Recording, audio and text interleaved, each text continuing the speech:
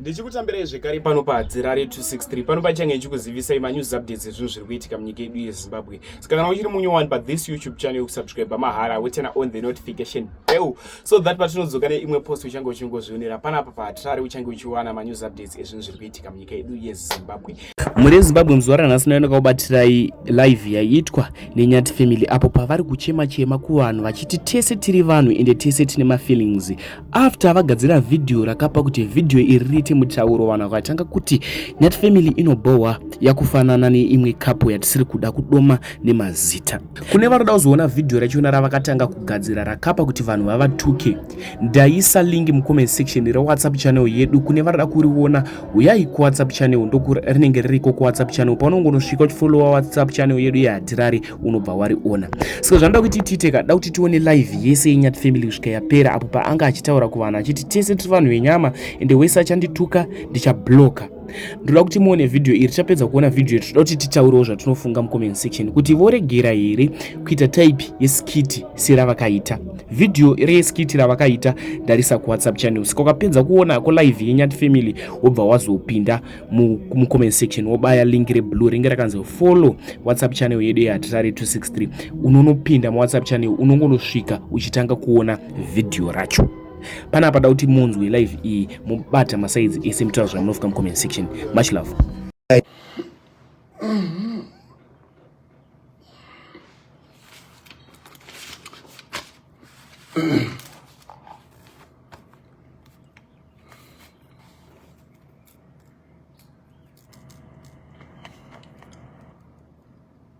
Hi guys,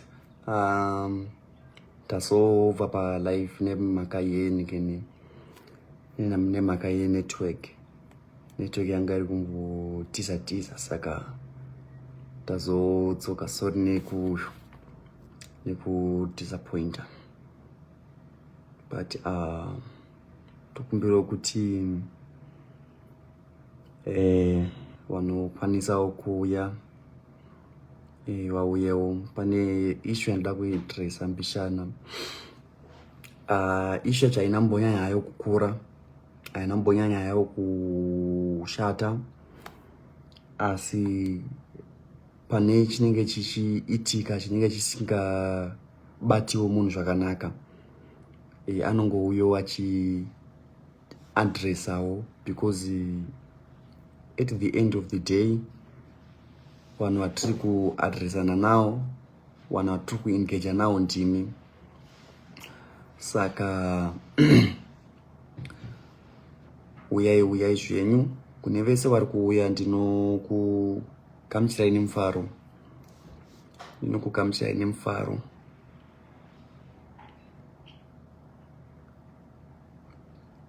Hanzi muchingoitiswa nevanhu tondovaraiwa zvikupera chisingaperi chinoshura shamwari. Chisingaperi chinoshura. Mwari vanozongoisa ruoko chete. So guys, I think yesterday ndakaisa video randakaisa chimbo papo uri papo ene chimbomira kupinda panini, chimbomira kupinda paFacebook, chimbozama ndibozama kuisa ngini wifi yacho apa, maybe ngabatwa ndicho zvakanaka. Alright, cooking with nya. Thank you so much. Hanzi musanyanye kuterera vanhu please. Thank you, I really appreciate. Saka guys, nizo takaisa video raka circulator. Katichita kuti circulate kuti raka trenda. Of which video irororo vanhu vakariona nenzira isiyo, and atakwa nevanhu vazhinji nekuda kwevideo iroro, which is not bad. Munenge muchipawo advice yemaonero amunenge muchiitawo according nemaonero amuri kuita video iroro. Asi today I'm here to address that. Chekutanga kana uri content creator, ndakukutaura chokwadi. kune vasinganzwisisi. Apa ndiri kutaura kune vasinganzwisisi. Kana uri content creator, chekutanga unofanirwa kuita zvaunoona kuti ndo zvinokwanisa kukupa mari.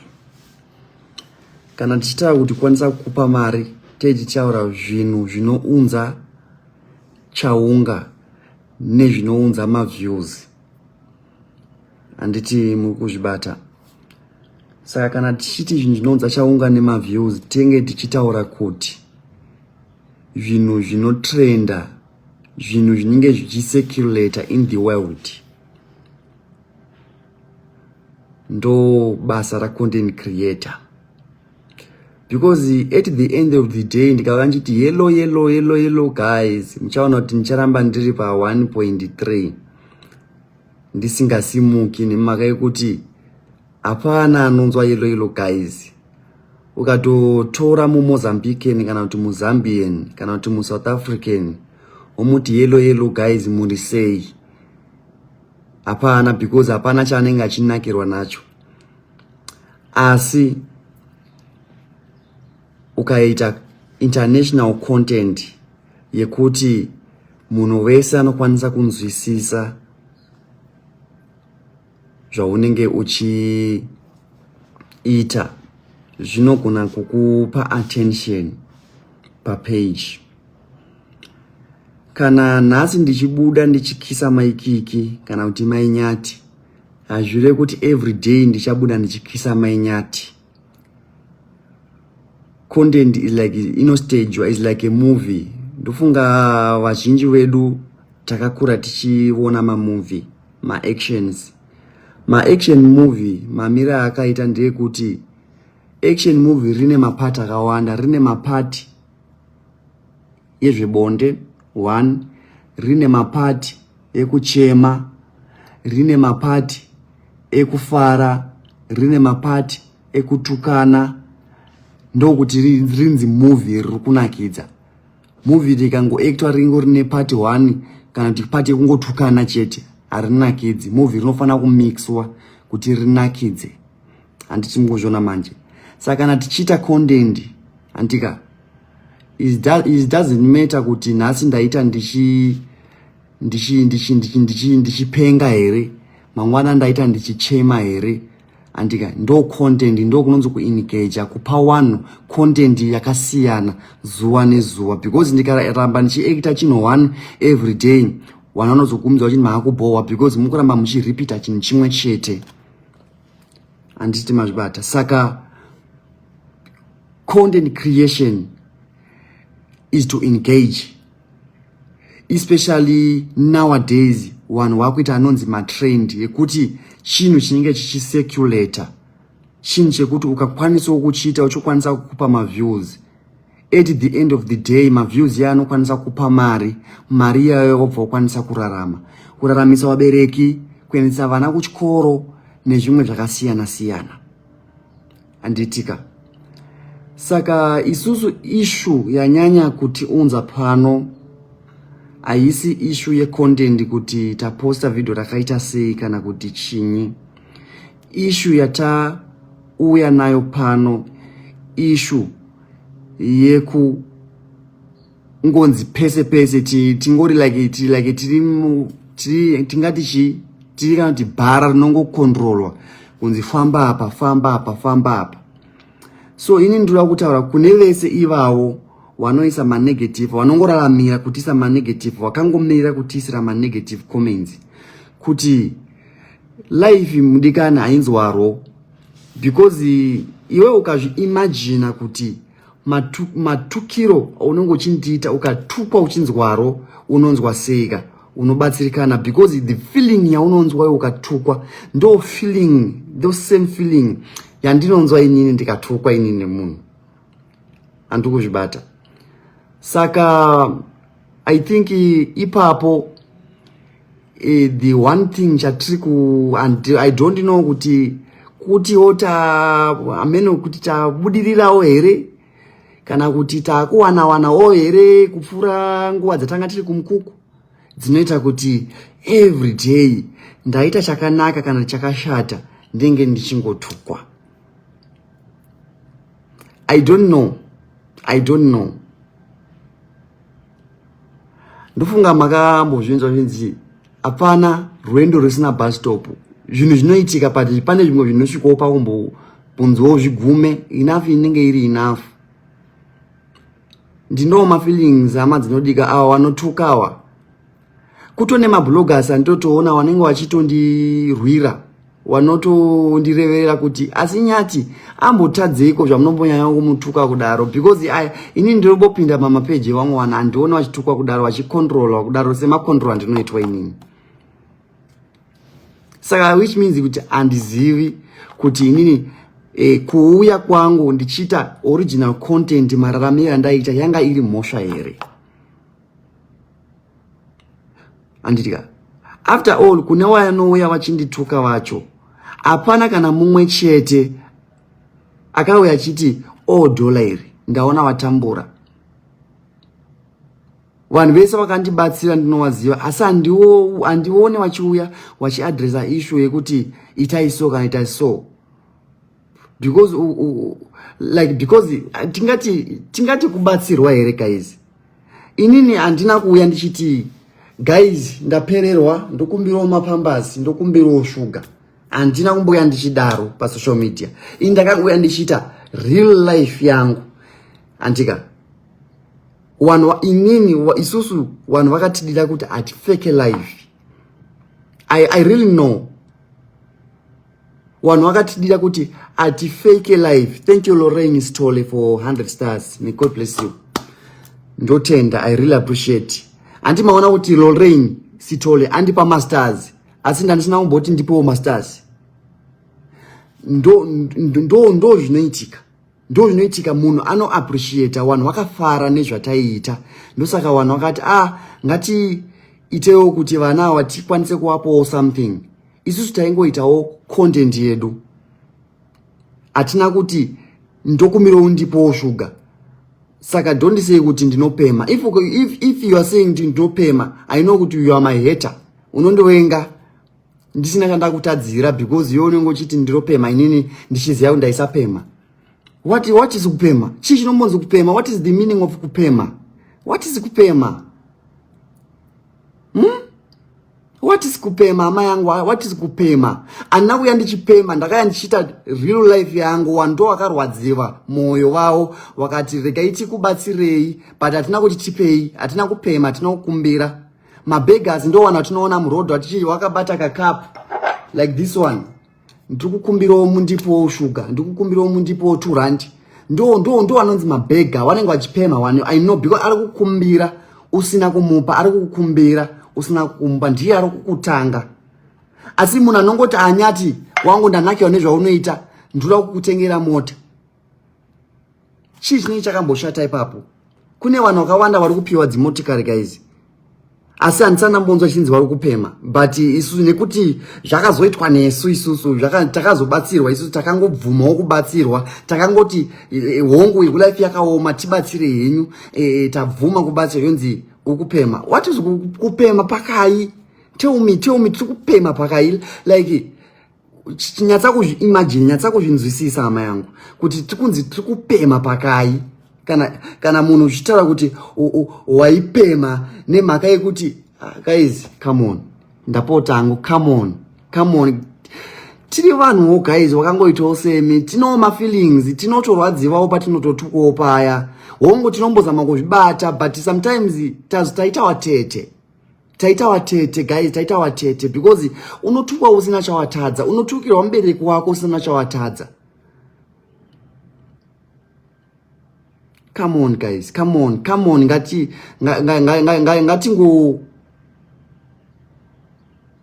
isei moyo wedu pana Mwari, kwete kuti every time urungofila comfortable nekuti watuka Nyati. Nyati wakundishota, ndisina kana chandinenda tadza. I'm trying my best. Ndiri kuzamawo kutoraramawo because after all ndikamira zvinhu zvese zvinobva zvangomirawo. So guys,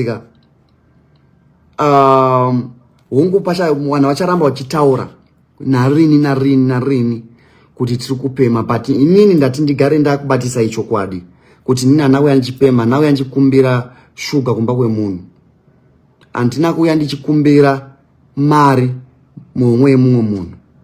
Ini ndakauya ndichizviitira life yangu, asi vanhu ndo wakauya wachiti tabatikana ne life yako. Saka mari iyi andina kuramba because obvious life yangu yakaoma, but ndaisakumbira kuti ndipo ndofungana makazvitarisisa. Handina post randakaisa even one day ndichiti guys ndokumbiro mundibatsiro mari airtime. Andina guys, ndinganyepa handina kumubvira ndauya ndichikumbira munhu kuti ndipo shuga, ndipo mapambazi emwana. Inini ndaingoratidza life yangu pakamera, asi life yangu ndo yakazoita kuti vanhu vati aiwa oi anditika. Ndiswera zuro mukoma waWingD vakabudisawo song yavo. Song iyi yainakidza actually munhu wese, everybody akabatikana nesong, and song yakadzidzisa vanhu vakawandisisa. But inini ndakangoti no, I am just a content creator, rega ndingoitawo challenge. Mundofunga mukaenda kuTikTok munoona zvaisvika ichitaurwa ikokoko kuTikTok ikokoko. Iwe song yaitomboenderani newe nekuti iwewe hapana cheziya rako. Every day mukundiona ndichisanyuka, pfungwa hadzisi kumira ndichifunga content, ndichiengager, ndichiposta 10 mapost per day kuti ndikwanise kuengager nemafans. Hanzi hausi kushanda. Saka imimi mozoda kushanda kwakaita sei nai wanoti tiri kupema? Mozoda kushanda kwakaita sei?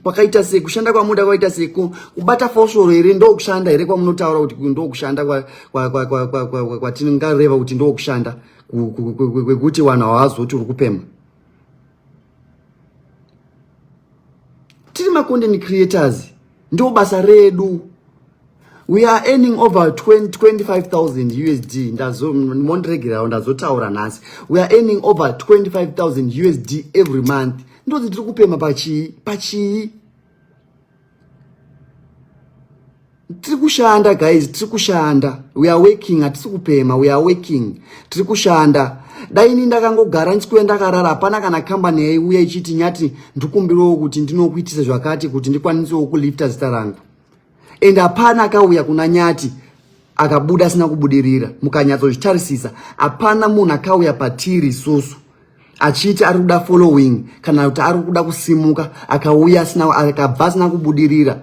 Everyone akutozikanwa nemhaka yekuti isusu tiri vanhu vakazvininipisa, tiri vanhu wanotoziva kuti I must work in this way, but nzira yacho tiri kuramba tichifamba nayo, but vanhu vakuicriticize. Tine vanhu vakawanda vakauya kwatiri guys, izvozvo vanhu vakutozikana, watone mbiri yakaipa izvozvo paFacebook because wakatopfuurawo nepatiriwo wakatiitirawo something of which ndo way of content yacho. Sometimes titatotaurirana kuti iwe tikaita mavideos edu uchindipa chakati ndokuti paite traffic, ndokuti paite traffic. I think guys you really know. I think guys you really know kuti these guys are working. Tiri kushanda, hatisi kupema, tiri kushanda, and hatina uya futi tichipema. Taenda kutengesa mafreezit, ndo zvinozonyanya ndirwadza. Ndaitengesa mafreezit, taenda kunovaka kuno ndainge ndiri Dhakaboy, ndaipotengesa hembe, zvese ndaizama kuti mhuri irarame. Anditika ndikazoona kuti hazvisi kundibudira, let me try social media way. Ndo pandakatazama social media way, vanhu vobva wangoona zvataita, vobva wakwanisa kubatikana ne real life. Saka tonzi tiri kupema pakai. Tell me guys, vanonyatsonzwisisa, vanhu vanonyatsonzwisisa, vakakurira mukunamata, vakakurira muchitendero, tell me kuti tiri kupema pakai. Please guys, enough is enough. Ngazviperewo guys, ngazviperewo. Tiri kupema pakai. Isati tiri kupema baiso. Atinambo yari chipema baiso. Atina kupema. Kana muri kuti kupema nika. Saka chibva mati ma content creators ese muZimbabwe ari kupema because wese vari kuita content at the end vari kuda ma views kuti vakwanise kuita mari. Ndo zvati the same way yavari kuita ndo it's the same way yatiri kuita isusu. Saka tonzi tiri kupema pakai. Right. I think kune wanzwawo ndapa issue ye content. Guys, upenyu we content creation wakamira wakadai. Content creation like rekaninyatso kutsanangurirai. Content creation is about to engage nema fans, traffic, kunza traffic per page. Anditika nhasi ndikaona kuti handikwanisi kuunza traffic nenzira yakadai so ndinoshandisa imwe nzira, asi hazvireve kuti zvandinoita ipapapo ndo zvandiri. Handizvoba guys. Pane video ratakaita nezuro. Video iroro regai ndikunyatso kutsanangurai maitiro atakaita. Takaisa kamera apa. Handitika ndobva ndati like mamwe mavideos anotodzidzisa. Handika mamwe mavideos anotodzidzisa. Mavideos anotodzidzisa. Takaisa nini kamera apa. Ndobva ndarara apa. Manyati ndobva ndati chirarawo paside pangu. Tobva taita kunge tiri kuchodana. Yanga itori baby kiss. I think pa video iroro vanhu makatozviona kuti yanga itori baby kiss yatakaita. Taita baby kiss iyoyoyo. Inini ndakabva ndati no Manyati tichaita ngetarara. Andika ndobva ndazoti Manyati chibva pambedha chinobata kamera wonyatso ndishuta engo yangu zvakanaka. Ndobva ndaita kunge ndiri kudaiso magumbezi anditika. Then tobva tazoisa toisa kamera pa tripod zvakare wodzoka ndika. Then wondirowa magobo kana wondirowa homo. Kuti zviite kunge tangodai so ndikaita kunge ka 2 minutes man. It's just a content ku engage. Antika ku engage. Saka ndakaona taitukirwa zvakanyanya nevanhu makurasa hunhu chichibvisai. After tabvisa video iroro mabvisirei video iroro atichazivi kuti tofamba in which direction because tikaita chakanaka tinongotukwa, tikaita chakashata tinongotukwa. But inini I don't see chinhu chakaipa because iwe ukaita chinhu chakaipa pa social media auchioni chiripa chigaripo after 5 minutes or less than chinenge chatobviswa na Zuka because chinhu chakaipa chinenge chatotyora mutemo. Unenge watoita violation inenge yakasimba, page inenge yatone virus and page haukwanisi kugara naro rine virus because hariti engagement rinotadza kurekomenda, rinorega kurekomendwa and hautozombotomboiti engagement. Saka kana post ukatoona richitongoripo ziva kuti riri kutongobvumidzwa, asi ukaona risingabvumidzwa chiziva kuti post iro rinenge ratobviswa. Saka ukaona ukaita video, ukaona video rikaramba riripo ziva kuti video iroro harina kutyora mutemo. Vanhu ndo vanenge vachiti vatyora mutemo because iwo vanenge vachiti tiri kuda zvakati kwauri, otherwise sandiyo content yacho. Content tinounza zvinhu zvakasiyana. Ndinombouyo ndichipenga ndo i-content. Ndomboyo ndichirwara pfungwa ndakapfeka hembe yakadhaduka kumasuro i-content. Andika ndikauya ndichimhanya i-content, ndikauya ndichichema i-content. Andika ndikauya ndakasandika hembe i-content. Content is about to create different things, different movement. Andika manje ndikatoita content visa. Andika after all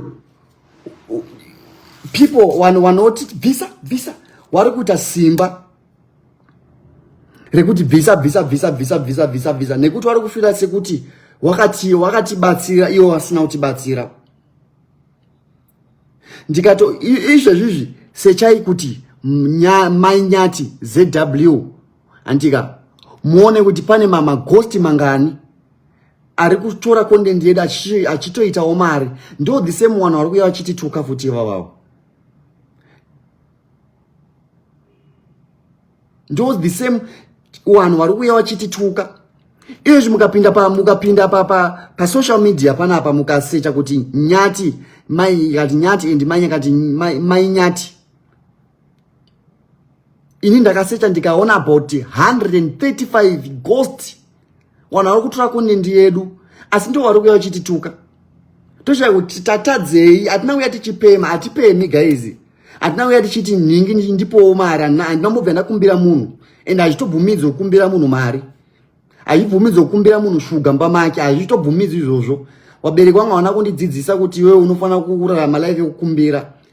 Asi vanhu vakauya vega vachiti tabatikana nelife yamukurarama muku inspire. Munhu anotongofara nemoyo wake kuti ini ndikaponya kana kuti dola ndobva ndonzwa kufara akagamuchira mari yoyo ndikaona akatopfeka hembe yoyo ndingafara zingaiti. Chete only. So guys, I'm here to address kuti video ratakabvisa nezuro tiri kuridzosa back. Kune vachatuka handichazivo kuti ndichaita sei. Handichaziviwo because inini I'm doing content ndikuda kurarama. Ndikasaita content handirarame guys. Because ndo pandiri kutokwanisa kuwana uraramo. Saka inini video ndikuridzosa. And it's not a first time. Zvakaitika tichiri kugara ku White City kumukuku takapana video yatakamboita takangoita tichingokadhila ndaingokuhaga mudi wangu so yapapo baby so pisai matoita zvinyadzi makutocherudza matochinja unhu upi pakuhaga munhu so guys it's not fair. Ngatizivewo kuti tinotonawo mafeeling atizi chibhora zvekuti zvinongobanwa zvichinopinda mugedhi.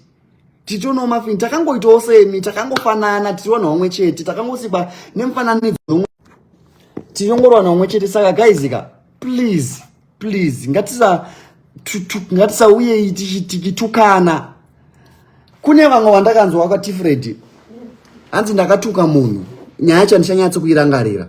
Akaroiwa because aituka munhu magara moyo.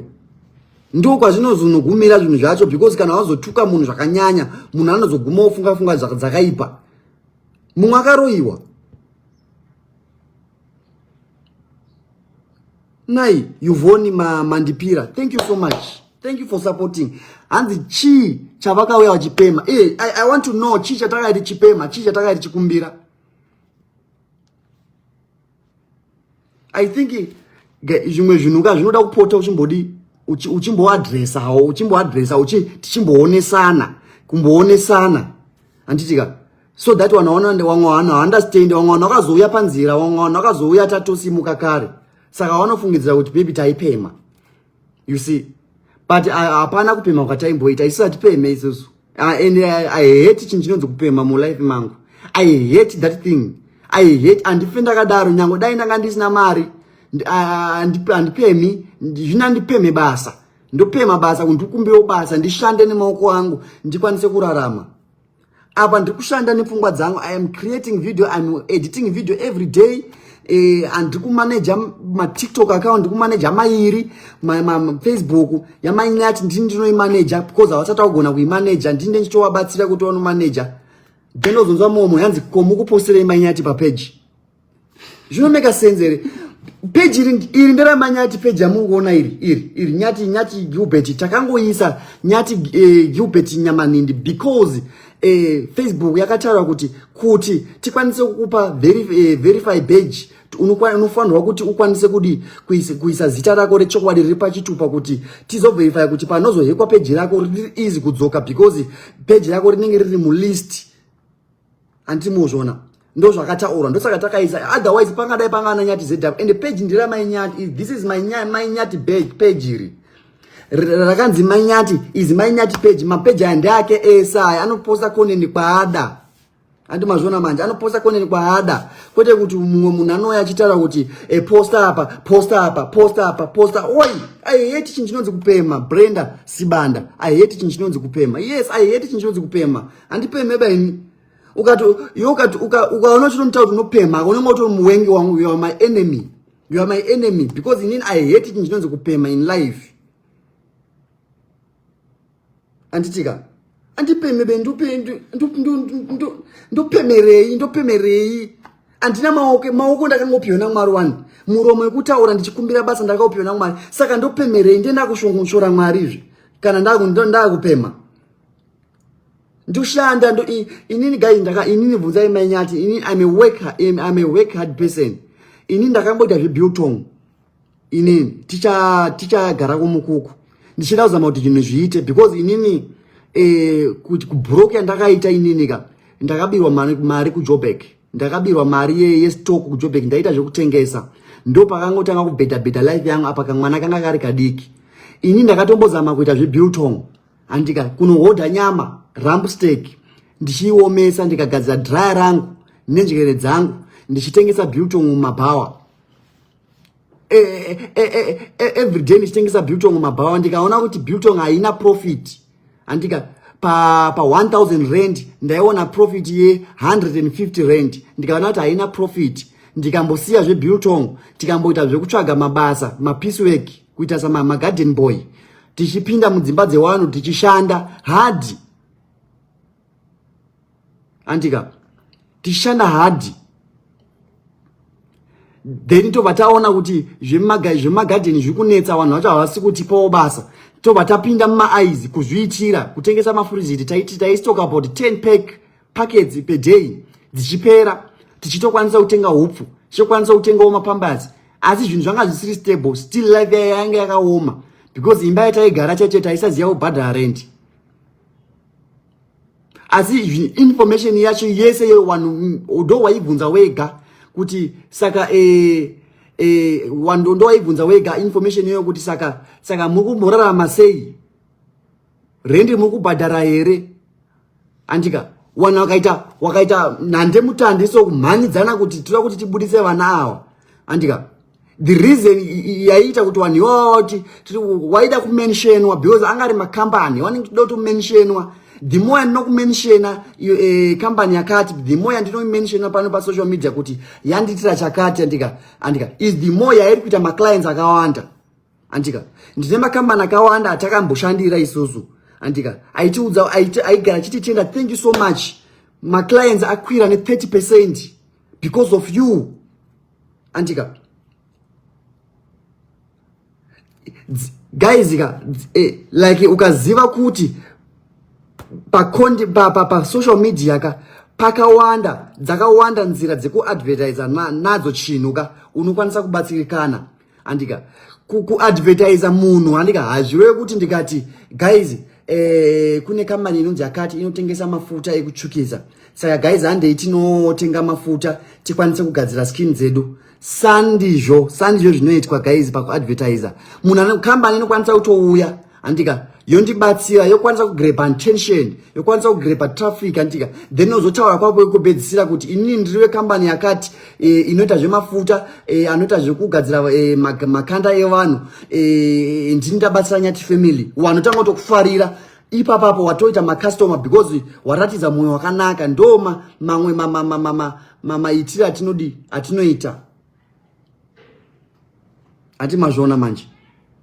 Saka kune wese wacharamba uchitituka, andirambidzi kuti mami muchitituka, but I want to tell you kuti isusuka I think kutanga nhasi kuenda mberi hatichateerera negative and taakuita content yatinoona kuti inokwanisa kutipawo mari, taakuita content yatinoona kuti inokwanisa kutipawo raramo because after all we need money.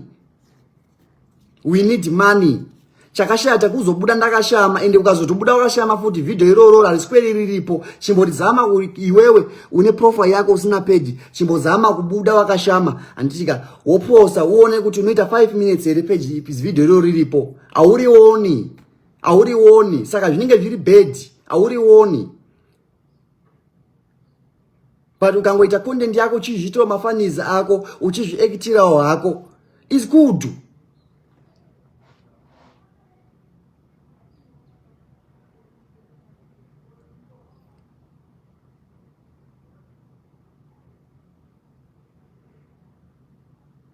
What is Lorraine Ngulube? Thank you so much. What is kupema? What is ndikumbobvunza vanhu chimbo ivo vanoti tinopema ivo vanhu vanoya chiti kupema ivo chimbo nipinduro mubvunzo uyu. What is kupema? Chichi nombonzi kupema.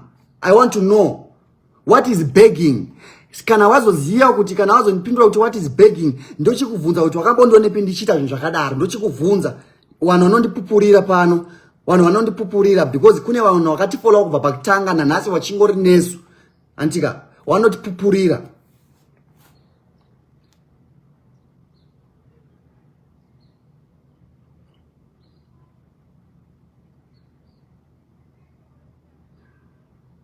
Yes, thank you my meshi. Thank you so much. Thank you. Inina andina yatotadzira vanhu guys. Andina ende mudzimai wangu ndotongomuda nemoyo wangu wese andichipenda kachinja kuda mudzimai wangu. Ichiyo takatochata. Dai ndaisa muda ndairamba kakuchata. Ndichotongobuda nemoyo wangu wese mudzimai wangu ende tichangoramba tichingoita the best yatinokwanisawo kuita. Kana wati wengawo usingatifarire better kungoti unfollow because atichakwanisa kuraramira vanhu because life yekuraramira vanhu kana mari yacho Facebook aiyike because unenge ungone stress kuti vanhu vari kundituka asi handisi kuti stop kutuka vanhu vanotoramba vachichingotuka. I know but I'm just telling you kuti isusu tatosiyana nazvo isu zvevanhu vanouya vachitituka tatosiyana nazvo. Ndikafungawo ndokublokawo ndikaona wazonyanya ndokublokawo asi ukandituka ndatosiyana newe. Ukatondisira comment yekutuka inini ndichatokusendera comment ndichiseka because I really know kuti kunditukira kandisina kuya ndisingazivi. Yes. So I'm going to repost video ndakabvisa ndakazotozvitsumba kuti ndakabvisira video iroro ndakabvuma ipapa I really know ndakabvuma kuitiswa because nothing is wrong pa video iroro. Ndira kuti munyatse kuritasisa kune vari willing kuda kuriona video iroro wasina kuriona nezuro. Ndira kuti munyatse kuritarisisa video iroro. Ndira kuti mundudze pakaipa patakaita pakaipa because I really know I really need chinja zvinoradza sei kuti chinhu chinonyatsoziva kuti I was alone in the blanket ndakandiri ndega mugumbezi ndichitoda iso. Guys, anyways, thank you for your love, thank you for your support. I think tofana mbogumira pano. Wataura something. Manyati vari kuti wada kutaura zvawada kutaura. But for me, let me concentrate nekuposta content yangu. Kune vanenge wangonakirwa nazvo wachatisapota. Kunenge wasinawo kunakirwa nazvo andizive kuti ndoita sei kuti munakirwe but nzira dzese inzira dzekuti tinge tichifadzana. Antika. So guys, I think you really know kuti iyo zvekuramba tichiitiswa enough is enough. Hatina kuya tichipema. Ukaziya izvozvo zvinobatsirika hama yangu. Hatina kuya ndichipema kumba kwenyu. Anauya ndichikumbira shuga kumba kwenyu. Saka unoti ndikupema sei ndisina ndichikumbira shuga kumba kwenyu. Ndakakumbira shuga kumba kwenyu reni. Ndinoti ndikupema. What is kupema? Ndimi wanhu unozoroyiwa. Ushati waroyerwei mabasa ako unotaura magara moyo. Thank you so much. Isusu ticharamba tichingopushawo content nenzira dzataidi. Asi I don't think kuti ndarasa woni but ndango addressa issue yanga isingazikana nevanhu vazhinji kuti company ukaona company yese yakauya ichindibatsira kuti ndadai aida kusimuka. It was in advertise hatina kambani yakauya chitipa chinhu mahara isu taishanda weka hard iyo nanhasi tinonzi postai kune wanga kuti chimbondikanda after tune chimbondikanda sometimes atibvume futi kuitiswa kwakadaro kuti unganzi after tune unonzi chimbokanda after chimwe chimbokanda contract yakapera takatoita zviri pacontract ukarega kukanda une pride autereri wakuita against isusu tinotoshanda zviri pamutemo social media inotoshanda necontract because tinotoziva kuti zvinozotonetsa mberi uye futi vakatibatsira vacho kwete kuti vakatibatsira wakauya wachida maadvertise wacho wari kuuya wachitaura kuti wachinditsura papublic apa tinotaura tese every day uri kuda mbiri chete ndo inenge ichidikanwa hapana kutsura kwanenge achimboita because nhamba dzangu anadzo you can come to my inbox totaurirana hama yangu ndaona video rawaisa harina kunaka wadiwa fambonenzedza ndingokuudza usi mumwe wako kwete kuya papublic yotrenda kuti ningi azotsiurwa manje nanhingini azotsiurwa kuzviona ngo wakanyanya maningi uri special you're not special because at the end uri kuda following hanzi nyati wanobowa ndabowa pakai I'm trying my best one ndosaka zvakazodzi haukwanisi kufadza munhu wese ndakuzvibhilivha nhasi kuti haukwanisi kufadza munhu wese ita yawafunga kana uchida kuita mari uchida kuita raramo ita yawafunga I'm repeating again isusu guys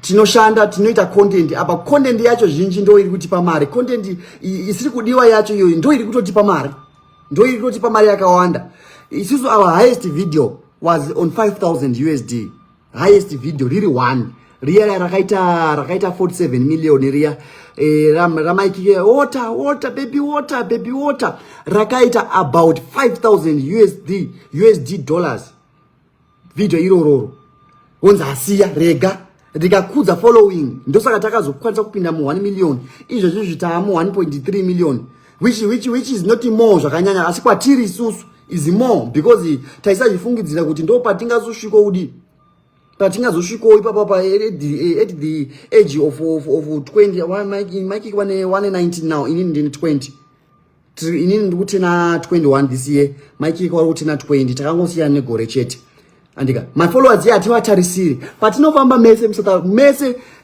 kwese kwatinofamba even South Africa South Africans acho anotiziva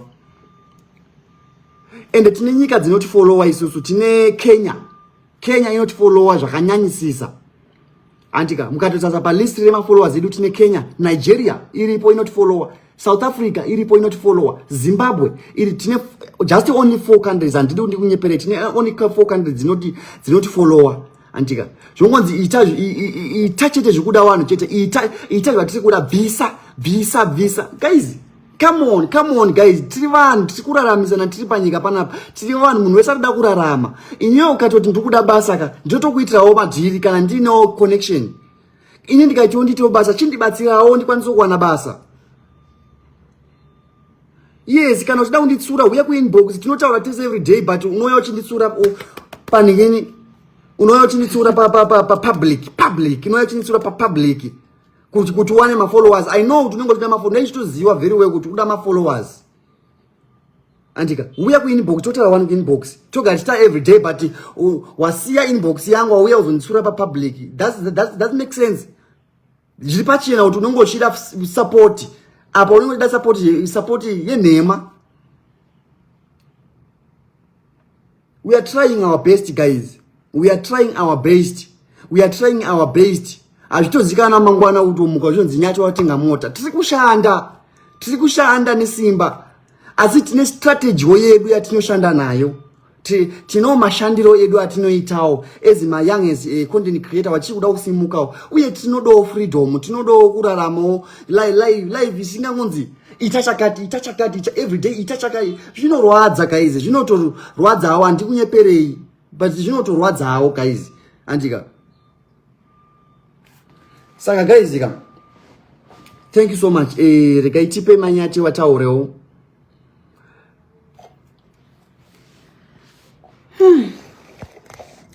Hi guys, murisei. Susu tiri bozvedu. Tinani. Kurisei kwamuri. Pakaipa guys. Inini hangu shoma. Kuti I think takashanda nemakambani akawanda. Zvatakashanda nemakambani akawanda hakusi kuti makambani aibatsira isusu. Handiti. Isusu taibatsirawo makambani aibatsirawo ani. Isusu achitibhadharawo. Handiti. But zvinozoita sekunge makambani aya tainopemha kwaari. Azvito understandeki mufungi. Unotoshaya kuzoti chiri kumbonyadzotora nzvimbo. Vamwe vauya kwatiri vachiti vari kutibatsira. Handiti. Pamwe zvinoita unge munhu atibatsira atipa chinhu chihombe. Handiti. But chinhu chaari kuti atipa ichochocho. Handiti. Pamwe inini ndatochitoramba mangu inini ndichiti content. Muri kuona guys. Uri kuti wandiradza muhotera pamwe mari yemuhotera ndindaibhadhara. You see? Kutaura chokwadi guys, munozoti inini kana chinge ndakutaura ndinotofanira kunditaura nokuti zvinhu zvinezvi chindibata. Pedza zvozona munhu wacho ndiyakuya chikutsura papublic. Wadai but inini pandakabhadhara hotera nchiti ndiri kurira muhotera inini. But ita sekunge iwe nyati wewe ndiwe waibhadhara hotera. Handiti. Ubude pa social media uchiti ndiwe waibhadhara hotera. Handiti.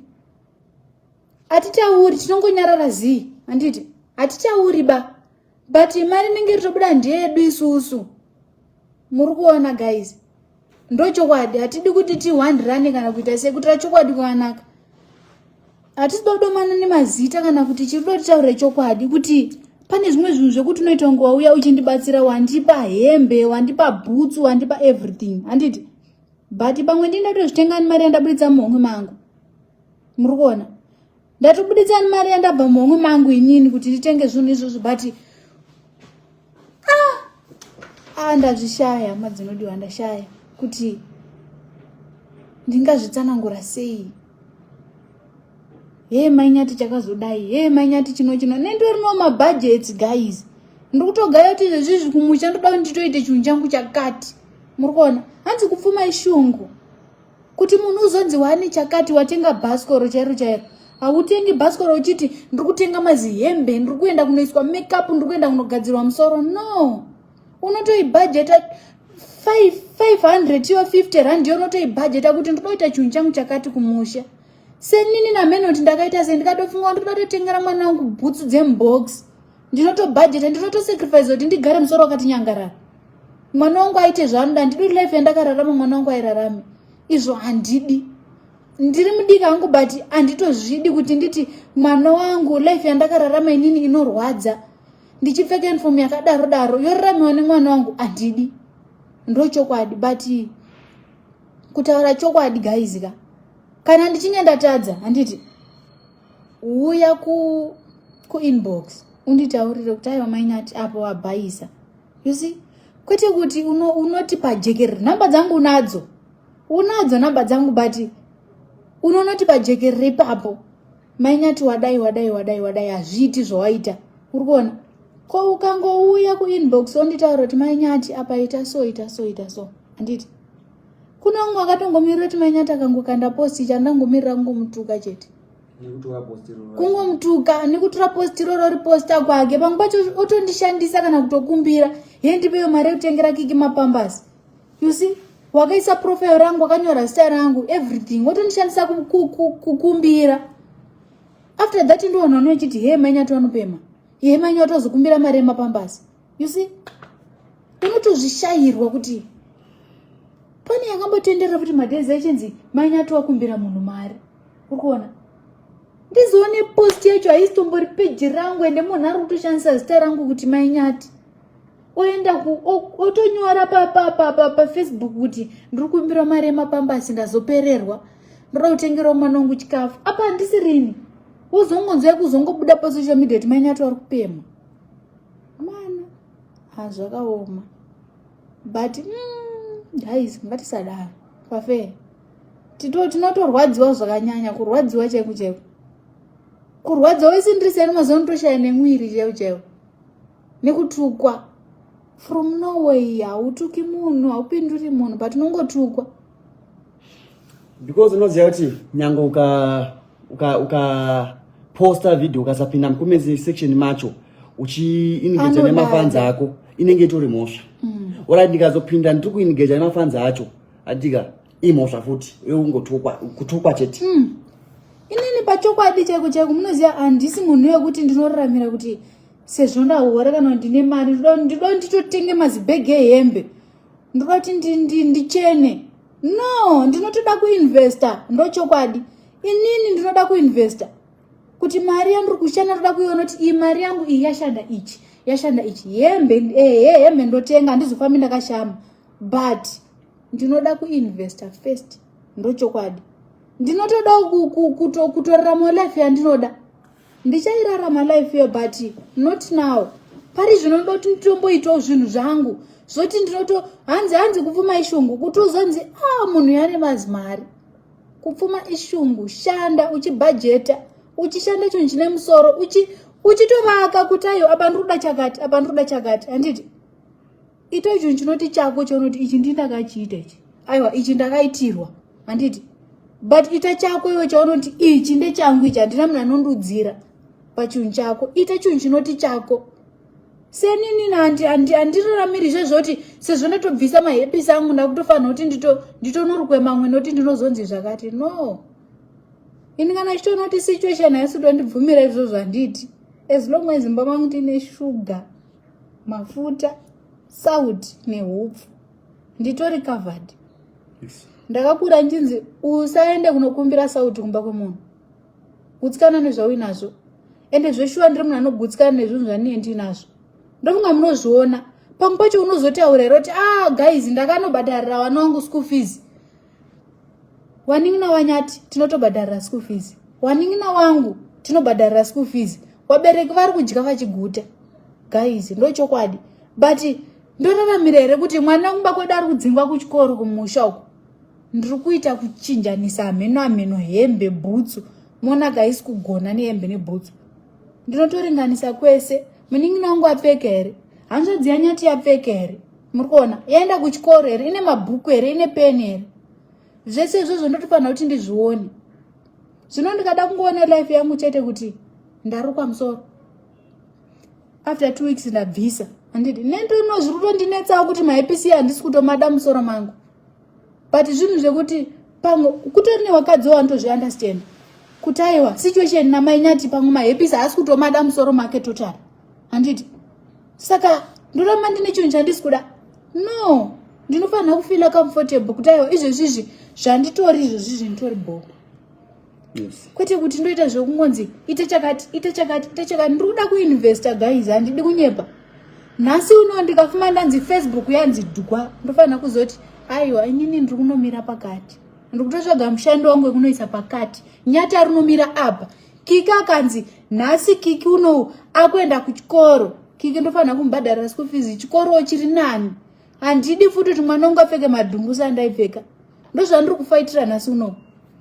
Kuti zviite handisi kungoshanda chete ndingopfeka hama dzinodiwa. Ndofunga madzimai munozviziva zvandiri kutaura izvi kuti unziwo mai wakarongeka toonawo nemwana kuti mwana akachena here. Kwete inini mubereki tarisa mwana wangu kuti ari sei, ari kupfekawo zvakanaka here. Handiti zvinhu zvatinenge tiri kutarisa izvozvo guys. Kune vamwe vasingatombozviziwe kuti mai wanodawo shuga kumusha, mai wanodawo sauti, mai wada kurimirwa izvezviya nguva yekurima. Saka kana ndiri kukwanisawo kuzvimaneja ndiri mwana mudiki kudai but ndazvikwanisa kuzvimaneja hapana nokuti good. You see munhu anotongokuti hapana zvamuri kuita, uri kutadza kupfeka uri kutadza kurukwa musoro. No, besides kana ndiri kutadza kurukwa musoro uya kuinbox undiudze mai nyati ita so handiti ndoita sekudaro. Kwete kuti pajekerere namba dzangu unadzo. Guys zvakangoma pafeya. Ilife inorwadza. Kurwadza cheko unorwadziwa kuti ufana munhu ari mujeri ukarama uchitonga. Seni ndogara nchirwara each and every time ndogara nchirwara kuti ko munhu anongondituka. handine zvanambomuita, andipinduri munhu beni, but ine ndingotukwa. Alright, enough. Sharp. Saka guys, thank you for love and support. Kune vese vanotisupporta, thank you. Kune vese vanonzwisisa nevanzwisisa, thank you so much. I think now we need to end, but video riya ratakabvisa nezuro takuridzosa back. Kune vanoda kuzviona, varikuda kureviewa, unyatsa kuona kuti ndepapi chapi yapo pakunzi pakakanganisika, then mongotaura mucomment section kuti pakadai ndo pamakanganisa. Thank you.